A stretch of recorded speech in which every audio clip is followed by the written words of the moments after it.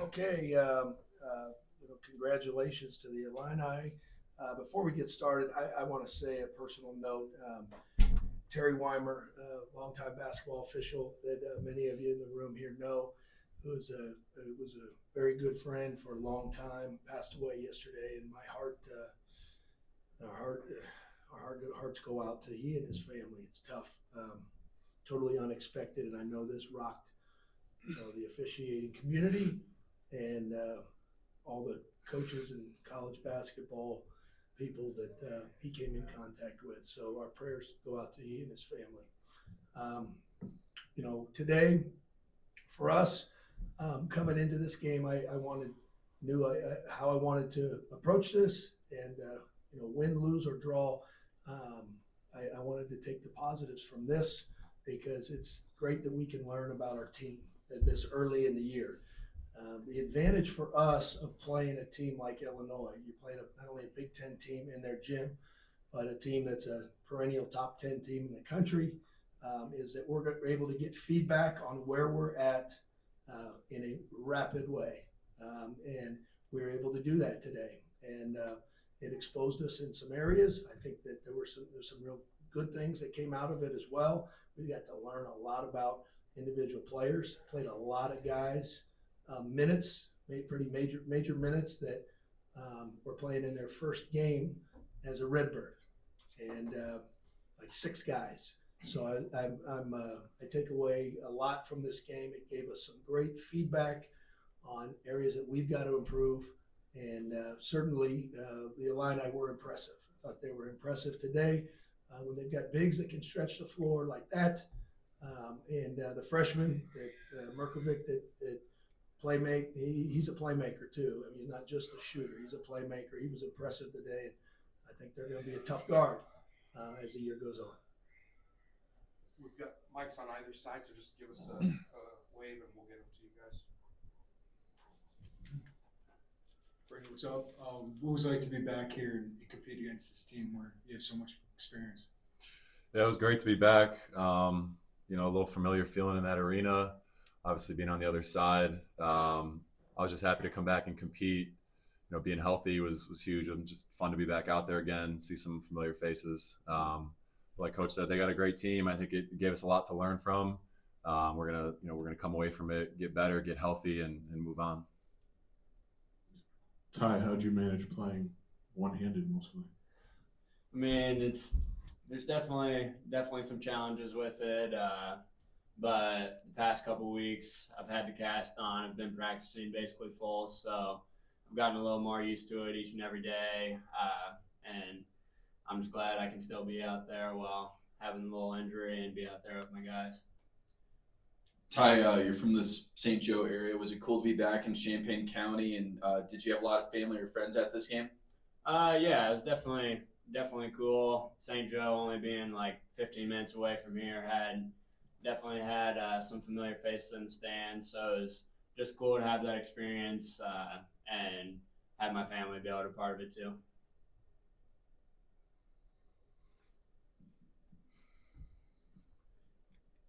Ryan, first of all, do you have any updates on Walker and Kinzinger? Well, they're getting better. I don't think it's going to be long term for those guys, but we're slowly working them back into practice, and we're hopeful that they'll be able to play in the final exhibition game. But if not, hoping that they'll be ready for the season opener. And you played the 4 freshmen together for extended stretch there in the second half. What did you see out of them? Yeah, I thought they lifted us. I did. I thought they were impressive out there as a unit. I was trying different combinations.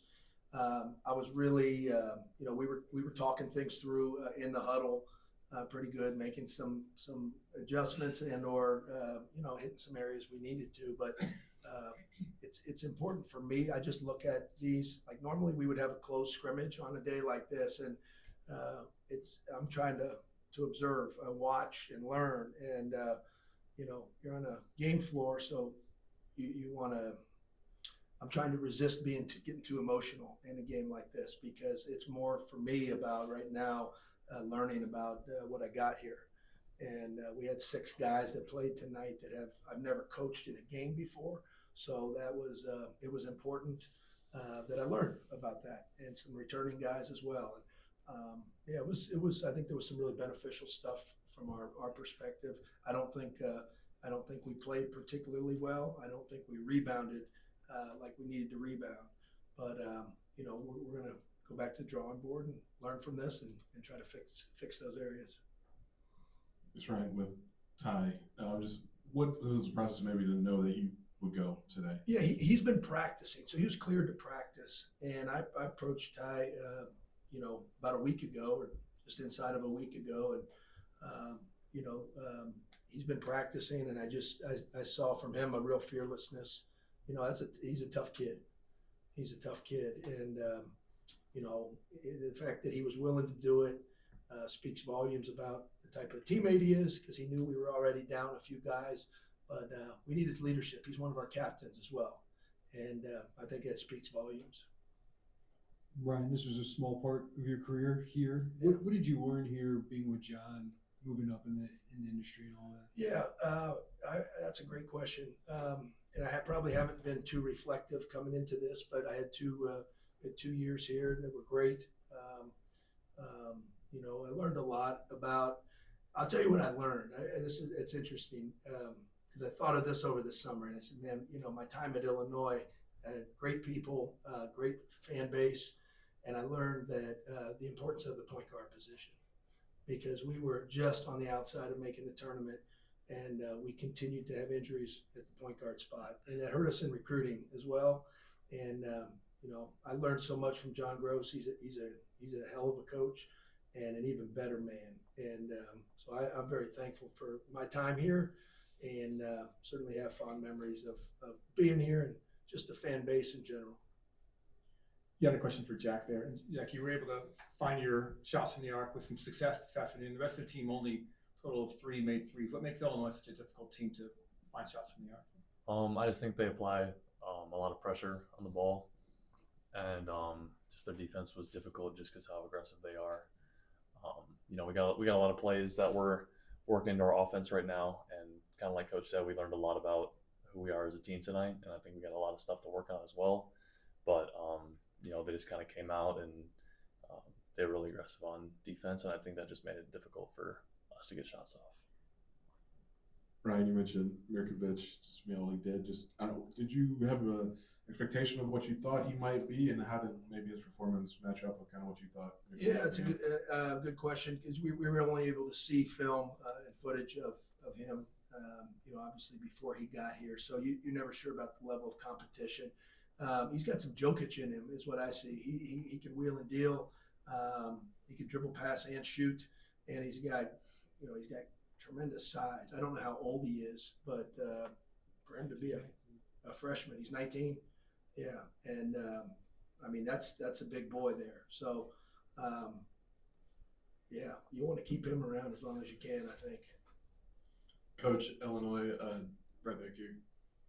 Coach, Illinois tonight, Northwestern next week, USC in December. What does it kind of say about what you guys are trying to build and how much different your guys' schedule is this year with these marquee matchups? Yeah, we're trying.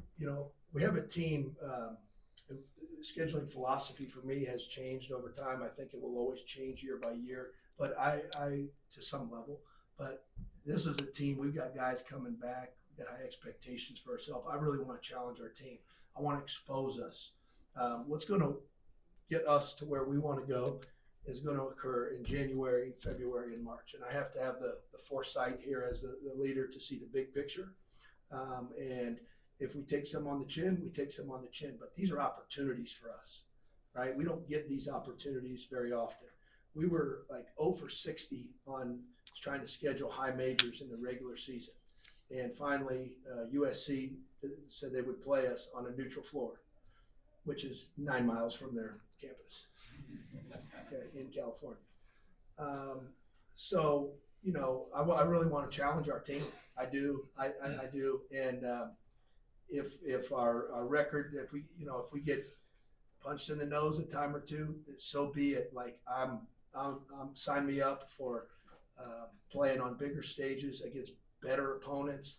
I spent a lot of time in the off season studying how Gonzaga became Gonzaga. Talked to Dan Monson, I talked to Mark Few, and it's really interesting. It's a different day and age because it was easier for them to schedule the big boys back then, and just how the model is set up scheduling wise now. From the net rankings to what the conference office is telling all of these Big Ten teams who to play. They want to play quad ones and quad fours that they can beat by 30 or 40 points to not hurt their metrics. So it's stacked against us. And I've been outspoken when we've been asked about it. But for mid majors, it's becoming harder and harder to get those kinds of opportunities. Sorry, I went on a little bit of a rant there, but that's real. That's real. And mid majors are getting squeezed out of this thing, and there's still resistance on expanding the tournament. And if you had a half hour, I'd be happy to talk about that someday. Coach, is there anything specific that you hope back here too? Yeah. Is there anything specific that you want like your freshmen and young players to take away from this experience? Well, I mean, I think it's our whole team in general. I wrote 2 letters up on the board, W-E, in the locker room. And I think that's the most powerful word in the English language. And, it's not, we got to resist at this time of year, especially as we're trying to figure out what's my role and how many shots can I get and how many minutes can I play? What's the rotation going to be? It's going on all around college basketball, right? You got to resist the thoughts coming back to me and get consumed and totally absorbed with we. And the teams that are able to do that in this era are the teams that are going to get to where they want to go and achieve their greatness sooner rather than later. And I don't have a major problem with that with our team, but I know how it is. I know how it is, especially when you got a lot of new guys that we're playing. And I just want our mindset to be on the Redbirds always, first and foremost, and that will get us where we want to go. Anybody else? All right, thanks, gentlemen.